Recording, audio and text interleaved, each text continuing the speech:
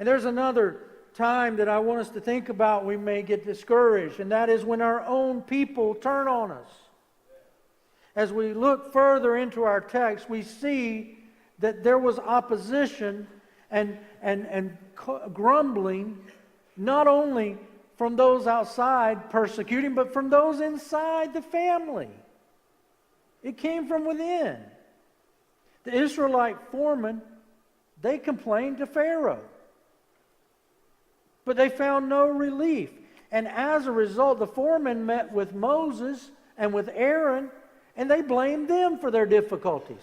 Even though Pharaoh was the one putting all this on them, they blamed Moses and Aaron.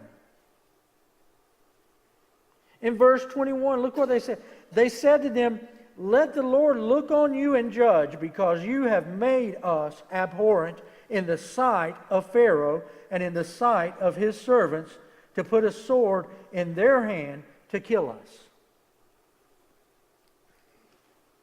Their own leaders, given to them by God, they were now grumbling against them, blaming them for the persecution they were under. You know, the world's disdain for God and His people, it'll make a Christian tired.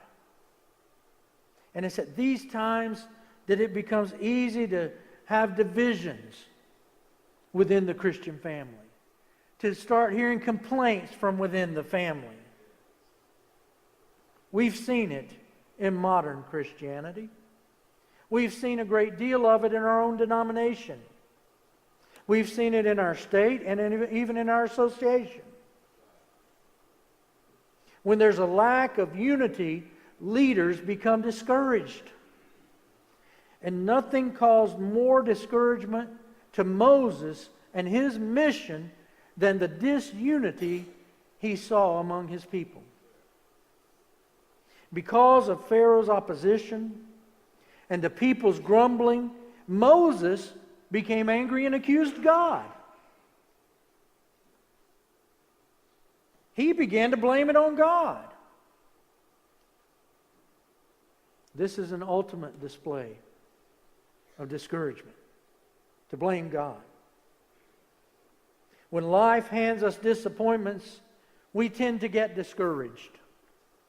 We may even find ourselves lashing out at God. Have you been there? Most of us have been there at some point. And it is true that life is uncertain. Like Moses and Aaron, we're going to find periods in our lives when it seems that we're on this roller coaster of emotions. Remember, these are our circumstances. These are our circumstances, and our circumstances may change, but God's love never changes. That's the good news. Our circumstances are going to change. We may ride a roller coaster of emotions when it comes to our circumstances. But His love never changes. Friends, His Word never changes. His promises never change. The hope that we have in Him, it doesn't change. In spite of our circumstances.